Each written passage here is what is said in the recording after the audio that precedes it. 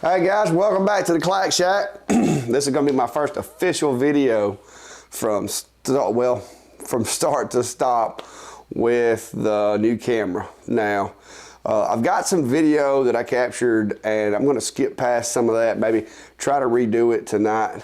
But I've been trying to work out this this thing with the canvases, and we're going to show off the new camera tonight a little bit, guys.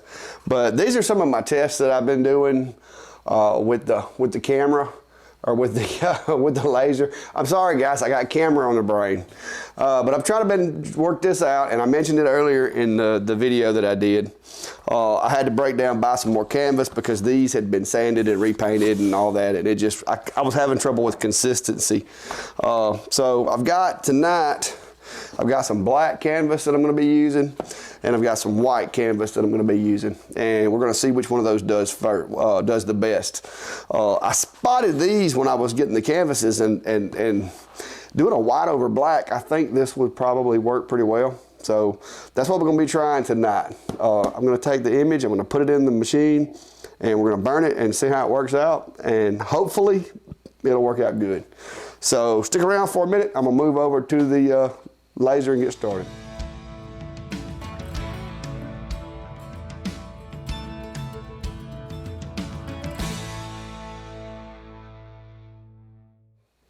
All right guys, first up tonight is going to be this canvas, and I know it looks like a white canvas, but it originally was a black canvas, and all I did was I painted it white, and I went over it twice with white spray paint, and I'll show you the paint here in a minute, and to make the surface of it white and have it nice and consistently clean and all that.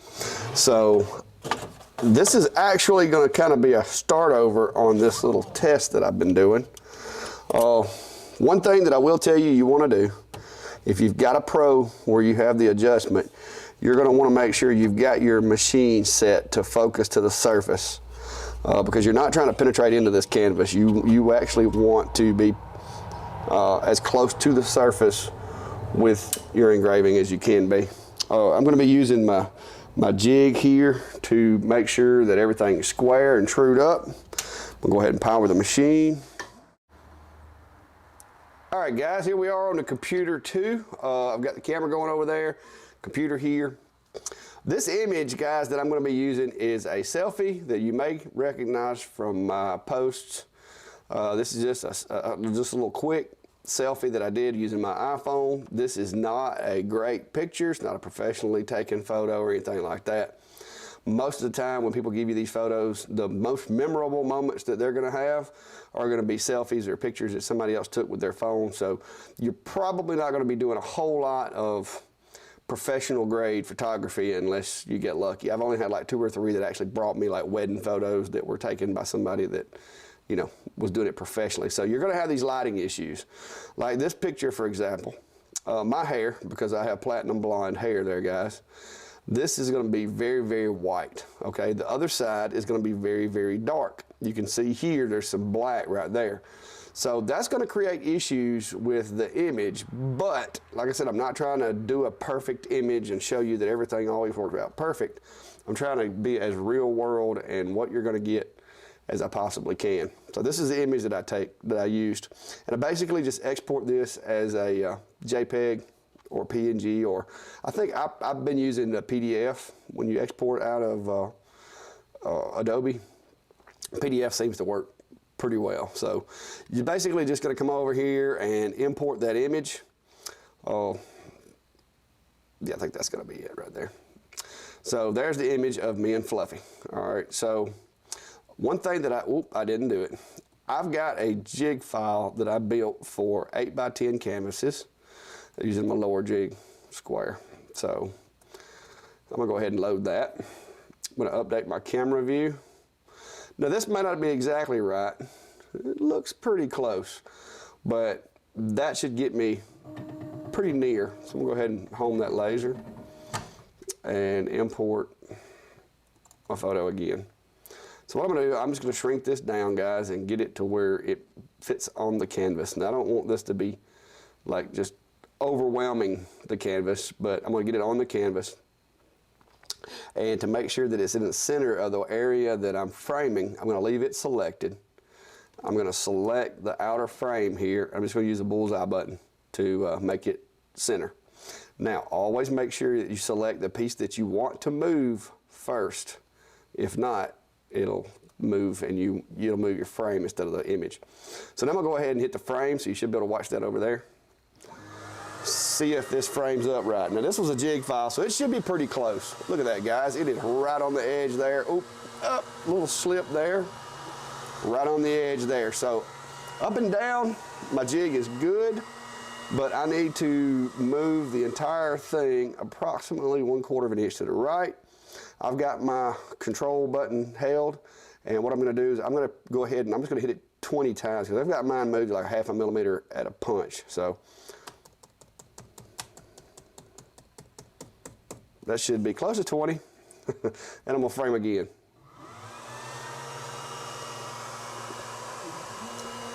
Still not enough. We're gonna have to do drastic measures on this, guys. So I'm just gonna slide it. There we go. Now we'll see what happens. It looks like I might have got it right that time. Okay, there we go. It's riding just inside the edge of the canvas all the way around. So that is close enough for me. So I've got it centered. I've used this this blue tool line right here that I made my jig, where I made my jig. I've used that blue tool line as a reference to make it frame the physical material that I have on the workspace.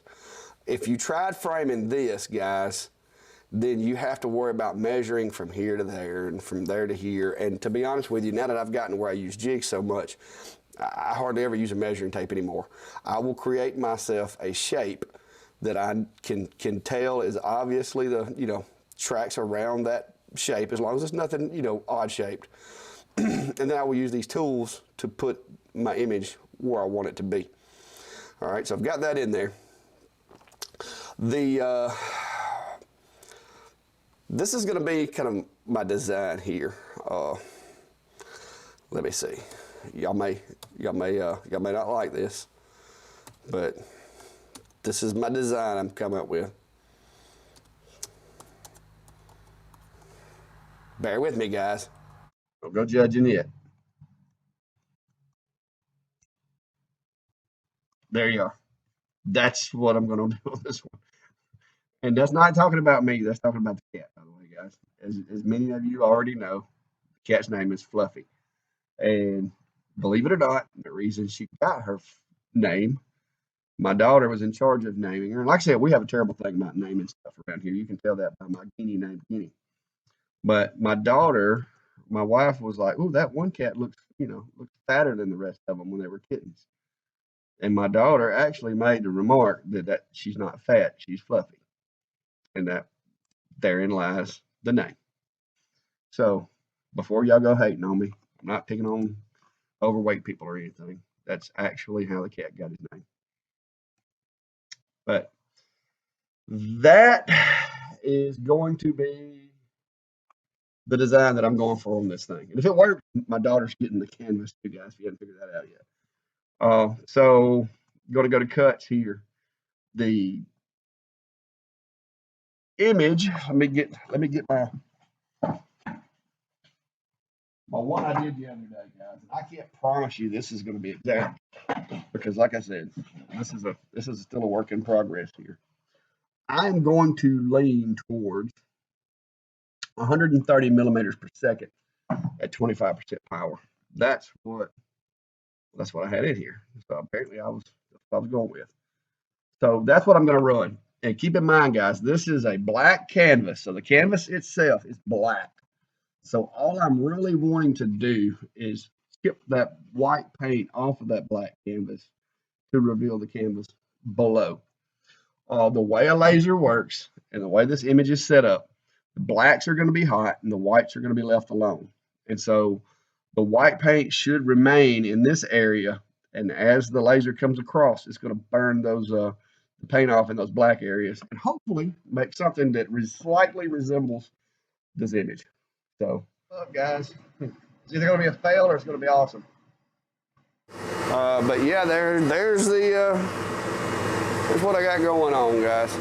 And I think that's all the zoom I got. So you can start to see Fluffy's whiskers and her nose. You can see the creases in my shirt. So far, so good, guys. I'll let you know more here in a little while. All right, guys, it's starting on the text now. And like I said, this doesn't look like a overwhelming success as far as the colors goes, but nothing caught fire. I am getting some black through there, so it's somewhat working. This is going to be a work in progress. We're going to have to work at this. So this is not exactly the results that I had wanted, but you never know. When I hit it with the air hose, it may look a little better as far as the colors. And of course, taking these glasses off might help too. Y'all might actually be able to see it a little better than what I can see. But it's working on doing the text now, and so we'll give it a few minutes and see how it turns out. All right, guys. The white is just not cooperating with me. That's what I got right there. And you can see if you look real careful, it's not quite getting through the white. And I'm pretty sure this is going to be a reflectivity issue with the white as compared to the black. So I'm thinking I needed a little more power on the white because I can't see the black canvas in there.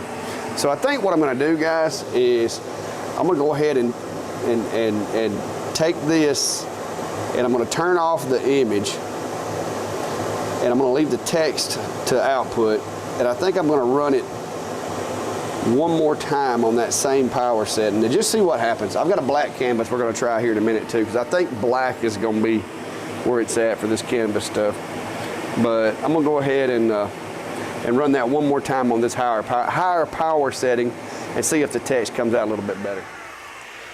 All right, guys. Obviously, the white is going to be a problem for me. So what I'm going to do, and you'll notice I got some new clothing here, and I'll let you in on that here in a minute. I mean, it did okay. Nothing too great. But the white is definitely not cooperating with me. So what I'm going to do, guys, is luckily I thought that might have been a problem. So I've got a black one ready. And so I'm going to leave those same settings. And guys, while y'all were away, apparently my vacuum from my vacuum table has decided that after 20 years of serving me, it decided to retire. So I don't have any vacuum. It got to where I could hear it surging, and then all of a sudden it quit. So I'm pretty sure that motor went out. But I bought that thing from Walmart like 20 years ago, so it's time to be replaced. But anyway, I'm going to leave the same settings in here. It'll be outputting at 130 millimeters per second, 25, which, if you recall, guys, that's what I did on this black over white canvas here. So that's what I'm going to run on this one, because this is black over white on a canvas. So I'm hoping that I'll have similar results. So here we go. I think I'm going to quit messing with white ones. Just throwing that out there. But I do not have any vacuum, so I may have to step away, guys, because this spray paint's not fun. So we'll see how this works out. I forgot to reverse the image, so that's going to work out awfully weird. But you'll get the point. This will be a negative image, though, because I did forget to load my standby. Let me just cancel this, guys. Let me load the reversed image right quick. And we'll just see what it does, because the goal here is really just to determine what the color, how the color does. And it decided to start on the text this time, because I dropped that image in and didn't move it up top. So at least we'll get to see what the color is going to do before it actually burns the image. But I'll check back with you in a few minutes, guys, and update you on our status. All right, guys, there it is straight off of the laser. As you can see, there's a lot of gray on that. And I'm gonna take it over to the air hose and knock that gray off and see how well it turned out or how terrible it turned out. All right, guys, tonight was not a total success, but like I said, guys, I'm going to share with you the good, the bad, and the ugly. The black one turned out much better than the white one. Now, I did these in a rush, guys. Like I said, it's been a long week at work. I came home, I put these outside. As soon as I got home, I'd painted them, put them out there, and was trying to rush this. Okay, and that's probably a mistake on my part, because I went to clean this one up, and I decided to hit it with a little rubbing alcohol to kind of get some of the smudges off of it. And apparently the paint was not properly cured, and so the rubbing alcohol tried to take some of the paint off of it. So I had to quit what I was doing, and I'll do this. We'll redo this again later. But I can tell you now, the black, and I'll try to show it to you there, the new camera, see if it works at all. The black turned out okay. I mean, it's doable. It's not great, and like I said, guys, canvases really aren't my strong suit. I think I need to just stick with wood. The white, like I said, neither one of these were probably cured as well as they needed to be, and that could have been a determining factor as well. The white turned out okay. I mean, it's nothing too great, but I mean, it looks all right. So I have determined that rather than trying to rush this experiment and do this the way that I did tonight, kind of trying to rush everything, I'm going to take a little time and try to refine it and get the bugs worked out of it. But these are the paints that I'm using, guys. This is Rust-Oleum. 2 times cover. It's black. I mean, I pretty much used the black, the white on that. I used the black. So, I mean, this is the paints that I use. These are fairly available, readily available anywhere you go. It's Rust-Oleum American Accents. This is the 2-time primer plus paint. During this burn, my trusty vacuum has killed over on me. You know, I've had that thing for quite a few years, so I'm kind of sad about that. But so now I've got to get me another vacuum to set up my vacuum table with, and gonna have to do a little engineering. The last half of doing this one was hard to stay in here with the smell of that paint. The one thing that I did do with the white one is I went ahead and I blew it off with the air hose, and I went ahead and hit it with some clear polyurethane, and that was more or less just to kind of seal it up in case there was any little fragments of paint that might want to come loose. But that's what I came up with tonight, guys. Like I said, I did buy a bunch of these canvases. My intention is to not let this be my greatest creation. So I've got some more of them, and as time permits and work slows down a little bit, I plan to get out here and try to work on this this process and get it narrowed down for you. I will tell you what I did on this one, because I think this one turned out better than the white one. The black is what I had been experimenting with, but I wanted to try it on the white just to see what would happen. And I thought the power settings would be off because of the reflectivity of the white paint, which I was correct. I did 2 passes on the wording here, and it actually came out a little better. But you know, we'll do that again. What I'm going to do is probably take this one and just kind of move it over here to the side and do me a grid on that one later, and probably take one of them and do a black grid as well. And I'll share the results of that with you once I get that figured out. But people were asking me to do it. I wanted to try it, and I tried it, and not exactly a success, but not a total failure.